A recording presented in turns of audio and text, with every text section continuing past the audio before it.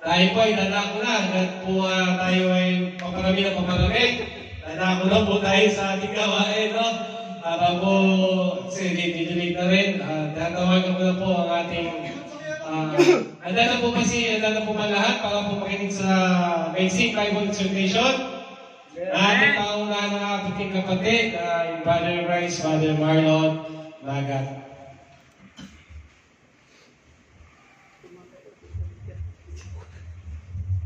Praise the Lord! Amen. Nandiyan ang ating mga bisita. God is good! All the time. All the time! God is good. Amen. Ayun, bilis lang. Ayun na, may pumasok na. Salamat sa Panginoon, no? At bago ako magpakasyon ay muli, ginamit na pagpapagay ng kanyang salita. Talagang napakabuti ng ating Panginoon, no? Diyan yung kabilang verse.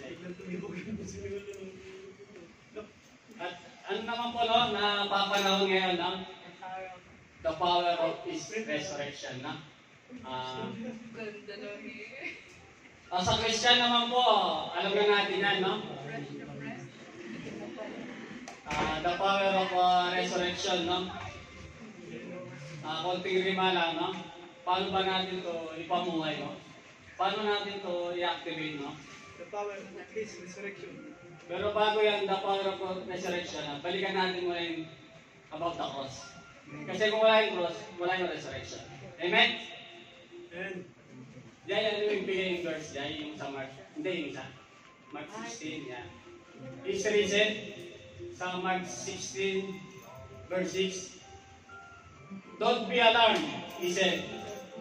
You are looking for Jesus, the Nazarene, who was crucified. He has risen. He is not here. See the place where they laid him. Purihin po ang Panginoon sa kanyang salita. Samahan niyo muna pa ako sa may isang panalangin. Yes, Lord. Muli, pinupuri ka namin, Lord. Tinataas ka namin, Lord, sa oras na to, Lord. Lord, isang pa, Lord. Salamat, Lord. Muli, ginamit mo ang iyong likod, Lord, upang magayad na iyong salita. Lord, itago mo lamang po ako sa iyong salita. Holy Spirit, ikaw ang manguna. Patuloy na linisin mo po ang aming mga puso at isipan upang ang iyong salita, Lord, ay manahan, Lord, sa aming mga puso. In Jesus' name we pray. Amen. Praise God. Medyo kabado mo, pasensya na po kaya, no? Amen. He is risen. Balikan muna po natin na about the cross po. Bago po tayo magaling sa the power of resurrection, no? Hindi nga po mangyayari yung resurrection kung wala yung about the cross, no? Actually po, nung this week, dito yung verse ko na iba yung verse na binigay sa akin Yung binigay verse sa akin kasi parang binigay ni Lord dahil magbabakasyon ako. Parang yung verse na sabi, umayo ka, di ba, umuwi ka, at pamalita mo yung salita, di ba yung nangyari? Yung binigay sa akin ni Lord. Amen. But this week, dahil na ito puro nakikita natin sa FB, no? Parang nasa sa akin ni Lord. And then naalala ko one time nung matin ako ng EGR, nakaisang matin ako dun, di ba? It's about the cross. Di ba? Grabe talaga ang iyak ko din dyan, yung about the cross. Kasi as a Christian, di ba natin gano'ng maintindihan na, no? And salamat sa Panginoon, no? Nung matin ako ng EGR, yung cross na yun talagang umano sa buhay ko. Talagang iniyakan ko yan, no? Kung ano bang meaning ng cross na, no? 2,000 years ago, di ba? Buhay ng ating Panginoon, 2,000 years ago na pumunta siya dito, di ba? As Messiah, no? Hindi para i-judge tayo, di ba? Para bigyan niya tayo ng salvation. Para tubusin tayo, no? Bandage of our sins. Na, ang punta dito yung Panginoon. At wala namang Christianity, kundi na pa ako sa ating Panginoon. No? Amen po ba? Amen. Nagkaroon tayo ng way o access sa ating Panginoon about the cross. Diba? Yung sinabi ng ating Panginoon, diba? Ganun tayo kamahal ng ating Panginoon. Kung tutuusin naman, makapangyarihan siya, diba? Amen. Kaya niyang kumawala dyan. Sabihin niya lang, mula ng apoy. Di ba? Matanggal siya sa krus. Magagawa niya yun. Pero bakit niya ginawa, di ba? Dahil sa pagmamahal niya sa atin. Gusto niya magkaroon tayo ng salvation. Di ba? Linisin ang mga kasalanan natin, no? Bandage of our sin. No? Binayaran niya, i-pay, full payment of bandage of our sins. At ang nangyari yan ay yung mga disciple, di ba? Yung mga disciple. Ba't kaya tinawag na Good Friday? Kung titingnan natin, di Good Friday eh. Siyempre, yung Panginoon mo napawag, Good Friday. Di ba? Di ba? Good Friday. Bakit kaya Good Friday, no? Tapos yung mga disciple, puro mga disappointed sila. Di ba? Sabi, yun yung Diyos natin, makapangyarihan. Bakit diniligtas ang sarili niya? Nakapako sa dyan, di ba? And then the other disciple, hide, di ba? Nagtago sila, mga takot. Baka pati sila madamay dyan. Pero nakapredict na yun, di ba? At bago mangyari yan, napredict na ng ating Panginoon sa mga disciple niya na siya mamamatay. After 3 days, di ba? Mabubuhay siya.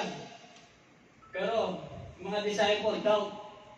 Yung faith nila, yung trust nila sa ating Panginoon nawala. Nagtago sila. Pero nakapredict na yan na mangyayari. After 3 days, mabubuhay ang ating Panginoon. Amen? Amen. Diba? Nasaan yung mga ginawa niya mga miracle? Diba? Yung babaeng dinudugo, nandun kaya siya? Diba? Wala? Yung buhay, yung anak na centurion. Diba? Yung anak na namatay, na binuhay ng ating Panginoon. Jairus. Nandiyan kaya siya? Diba? Wala. Pero dahil sa pagmamahal ng ating Panginoon, tiniis niya yun para mabayaran natin sa kasalanan, salvation, no? Sa buhay natin, ganyan tayo, di ba? Yung Good Friday na yan, dumadaan sa buhay natin.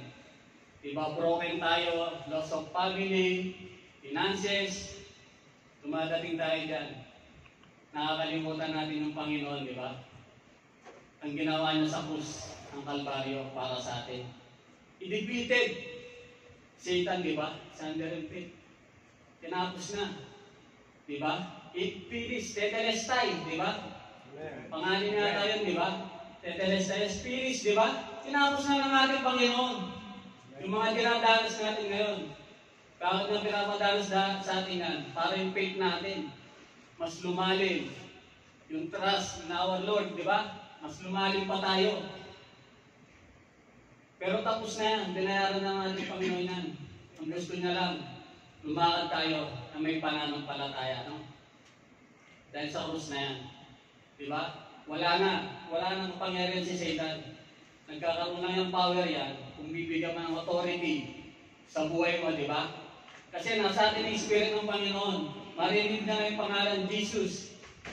Lumalayo na yung si Satan. Pero pag binigyan mo siya ng authority na pumasok sa buhay mo, papasok yan. Doon na tayo sisirain ng ating kalaban, yung Spirit, no? Yung po na ilang oras na pa ang ating Panginoon, si Charles, dyan sa Takulos, no? 6 na oras siya nakapako dyan. Yun po, no? Anong gusto lang nating Panginoon, no? Ng Good Friday na yan, dumadama tayo dyan. Sa Saturday, dumadama tayo sa diliman na yan, ay may Resurrection Sunday. The victory of our Lord is our victory. Amen? Sa Saturday, madiliman dyan, no? Sa kanyang libingan. Grave. Diba? Dark in the grave. Tahimik ang Panginoon. Hindi ibig sabihin wala siyang ginagawa. Madilim man sa libingan ng yan, no? Ganon din sa buhay natin. Na minsan dumadanas tayo ng mga pagsubok. Kala natin walang ginagawang Panginoon, no? Sinisisi pa natin, nagtatanong pa tayo, no?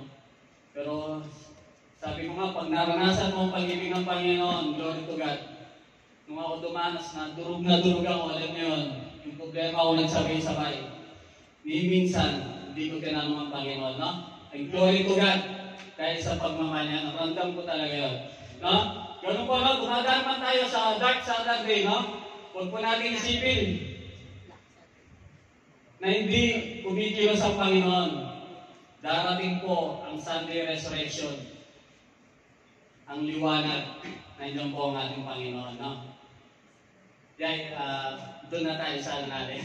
Sensya na po kayo, napahaba, no? Ito yung kasunod dyan, yung verse na the power, yan. The power of His resurrection, no?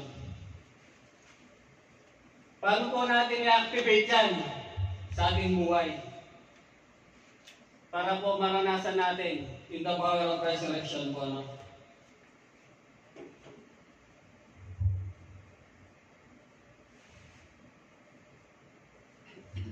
Activate the power of resurrection inside you. I want to know Christ and experience the mighty power that raised Him from the dead. Sa Galatians 3:10 po. Una po, how to activate the power of resurrection in our life. First, believe it. Di ba? Maniwala tayo. No? Being born again won't cause resurrection power automatically operate in your life. You have to choose believing in what activate power in your life. You activate resurrection power when you allow Jesus Christ to come in your life as your Lord and Savior. Di ba? Maniwala po tayo, no? Na yung pagkabuhay ng ating Panginoon, na siya ang Panginoon natin at tagapagligtas. Para po yung power of resurrection ma-activate po, no? Sa ating buhay. Wala nang kapangyarihan si Satan. Satan defeated, no? Na-orbit, no? Sa anong paan ng ating Panginoon, di ba? Amen? Number 2, speak it. When you believe that resurrection power is residing in you, begin to activate it through your words. You speak faith, filled words to release the blessing. The power of God is faith-filled words in the Spirit that raised Jesus from the dead dwell in you. He will make alive your mortal flesh.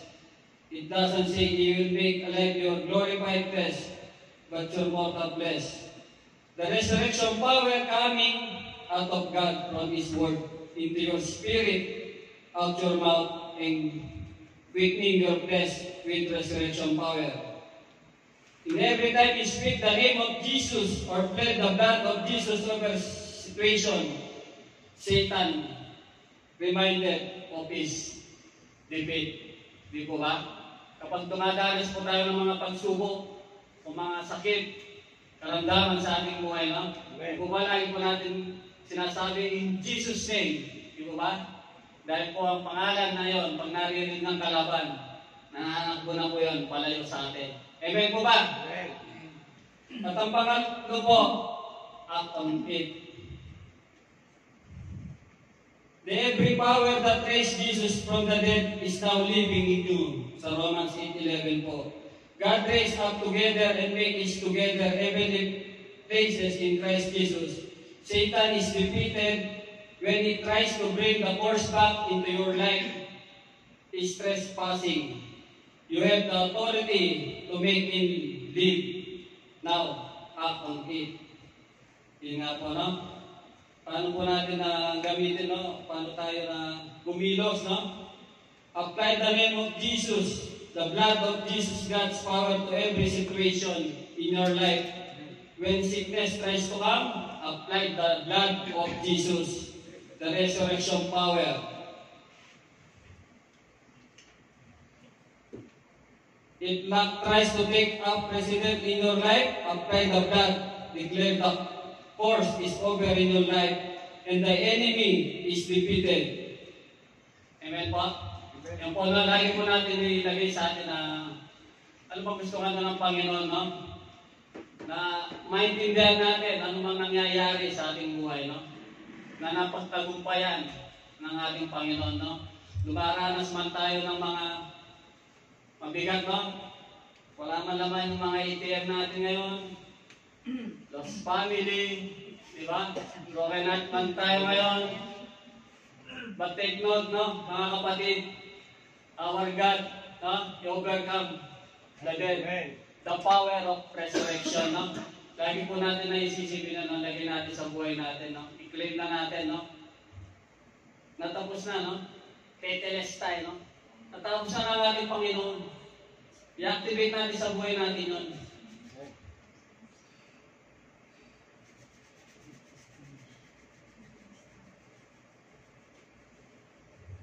Next na dyan.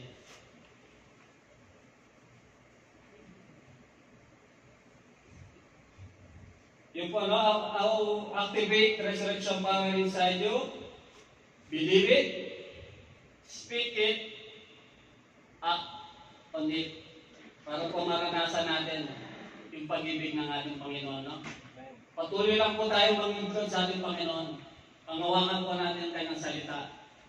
Sabi po sa Corinthians 15, 20, 22, 24, to 25, Christ is risen from the dead and has become the first fruits of those who have fallen asleep. In Christ all should be made alive. Then comes the end when He delivers the kingdom to God the Father.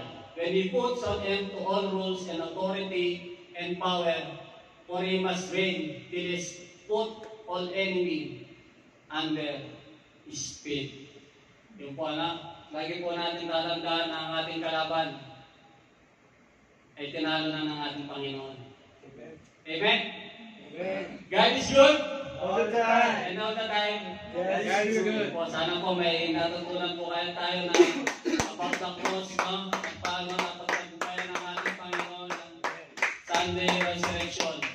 Patuloy lang po sa ating Panginoon, no? Ano nga man pong dinadanas natin pagsubok at diliman sa ating buhay. Alalahanin natin na Sunday Resurrection, no? May buhay. Amen. Amen? Amen. Yes, Lord. Lord, isang pa, Lord, salamat po sa iyong salita, Lord. Tunay nga po, Lord, na yung victory mo, Lord, ay victory po namin, Lord. Lord, salamat, Lord, sa krus ng Kalbaryo, Lord. Salamat, Lord, dahil sa iyo, Lord, nagkaroon po kami ng access, Lord. Nagkaroon kami ng salvation, O Lord. Lord, salamat, Lord, sa kabayaran ng aming kasalanan, O Lord.